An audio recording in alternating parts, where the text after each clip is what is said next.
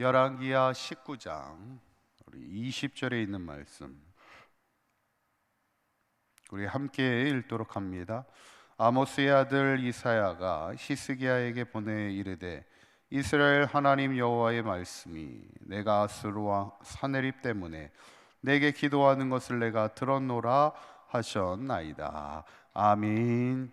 우리 지난 시간에 이제 아수르가 예루살렘을 공격하며 큰 위기에 처해 있을 때 히스기야 왕이 어떻게 하냐면, 첫째는 하나님의 사람 이사야에게 우리를 위해 기도해 줄 것을 요청하게 되고, 그리고 자신도 하나님의 성전에 올라가 하나님 앞에 간절하게 기도하는 것을 이제 보게 됩니다.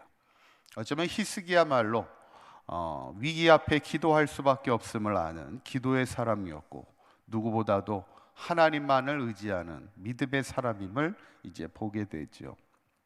이제 오늘 본문은 이제 하나님이 이사야의 기도를 통해, 그 히스기야의 기도를 통해 응답한다는 이야기를 이제 히스기야를 통해 전하는 그런 장면입니다. 20절에 있는 말씀 우리 다시 한번 읽어보도록 할까요? 시작.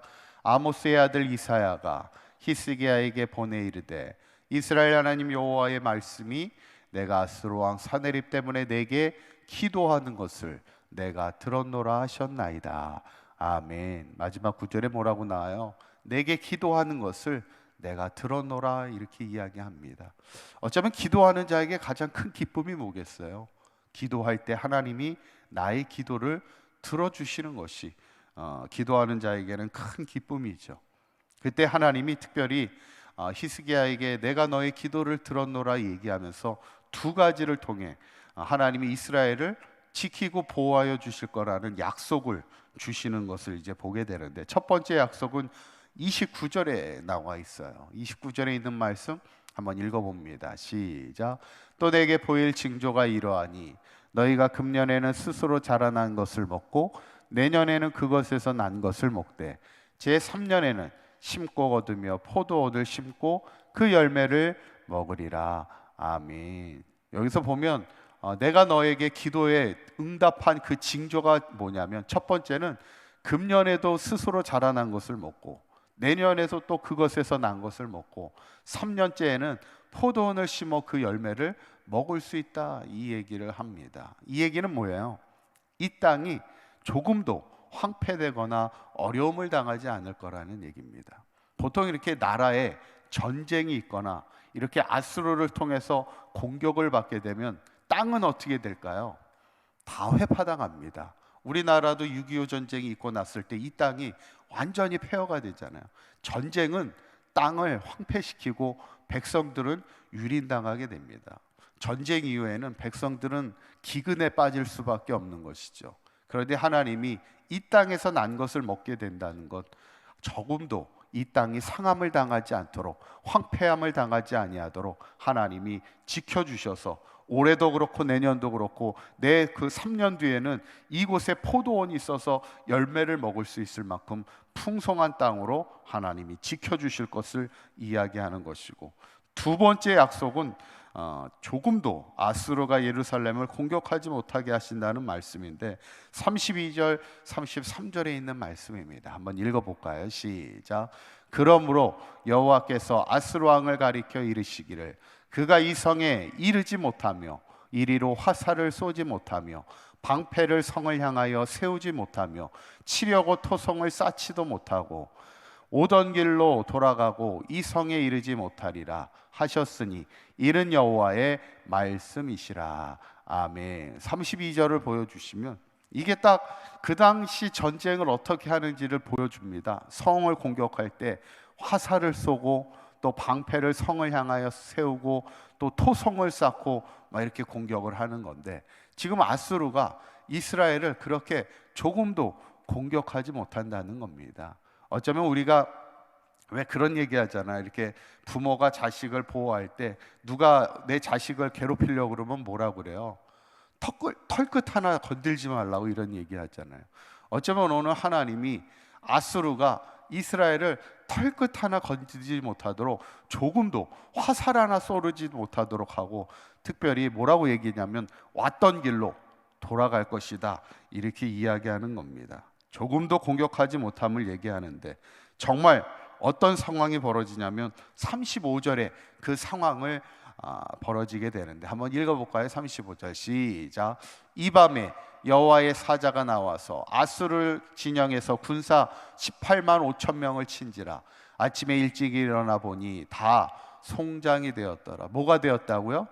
다 송장이 되었다. 다 죽었다는 거예요. 그러니까 지금 18만 5천을 치시는데, 그러니까 사실 아수르가 어마어마한 숫자로 공격하고 있다는 것을 지금 보여주고 있는데, 하나님의 사자가 그날 밤에 하나님의 그 히스기야의 기도를 들으시고 아수르를 치시는데, 한 번에 그날 밤에 18만 5천 명이 죽은 것, 어떻게 이렇게 죽을 수 있었을까?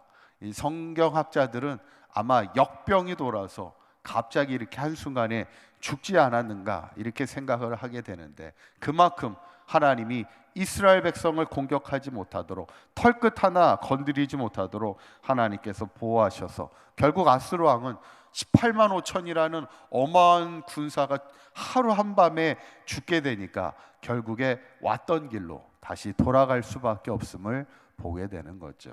저는 이 구절을 보면서 떠오르는 말씀은 신명기 28장 7절에 있는 말씀이에요. 하나님이 항상 우리를 어떻게 지키실까? 한번 7절에 있는 말씀 읽어볼까요? 시작. 여호와께서 너를 대적하기 위해 일어난 적군들을 내 앞에서 패하게 하시리라. 그들이 한 길로 너를 치러 들어왔으나 내 앞에서 7길로 도망하리라. 아멘. 하나님은 우리를 대적으로부터 항상 지키시고 보호하여 주시는데, 한 길로 왔다가 몇 길로 도망간다고요? 7길로 도망간다. 7길로 도망간다는 얘기는 뭐예요?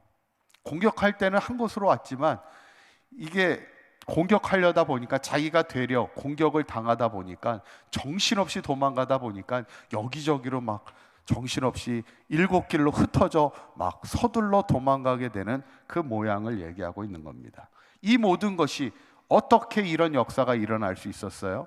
바로 히스기야의 기도를 통하여 하나님께서 이스라엘을 안전하게 모든 환난으로부터 지키시고 보호하여 주시는 기도의 응답이었음을 우리에게 말씀하고 있죠. 저는 바라기는 우리가 오늘 히스기야의 간절한 기도를 통하여 예루살렘이 털끝 하나 조금도 상함이 없도록 하나님께서 지키시고 보호하여 주시는 것을 보면서, 우리도 항상 깨어 기도하며 우리의 가정을 위하여 기도하고, 또 우리 교회를 위하여 기도하고, 또 이 나라와 이 민족을 위하여 기도할 때 어떤 대적도 우리를 공격하지 못하며 한 길로 왔다가 7길로 도망가는 하나님의 보호하심의 역사를 늘 체험하며 살아갈 수 있는 우리의 삶이 되시기를 주님의 이름으로 간절히 축원합니다. 기도하겠습니다. 고맙고 감사하신 하나님, 하나님이 우리를 위하시면 어떤 대적도 우리를 상하지 못하게 하시며, 한 길로 치러 왔다가 7길로 도망가는 역사가 있는 줄 믿습니다. 오늘도 주님 앞에 이 새벽을 깨우며 기도하는 성도들의 간절한 기도를 주님 들어 응답하여 주시사, 한평생 하나님의 도우심을 체험하며 우리를 승리케 하여 주시는 하나님의 은혜를 누리며 살아가게 인도하여 주시옵소서. 바라기는 우리 사강교회 모든 성도들과 그 가정과 자녀들과 또 이 사강교회와 모든 이 나라와 이 땅을 주님께서 지켜주시고 보호하여 주심에 날마다 하나님의 은혜 가운데 승리하며 살아가는 우리의 복된 삶이 되도록 인도하여 주옵소서. 오늘 하루도 주님과 동행하는 복된 하루가 되게 하셔서 어디에서 무엇을 하든지 하나님께서 지키시고 하나님께서 함께하여 주시는 그 은혜를 누리며 늘 그 마음의 평강과 하나님 은혜 가운데 승리하는 하루가 될 수 있도록 축복하여 주시옵소서. 우리 주 예수 그리스도의 이름으로 기도하옵나이다. 아멘.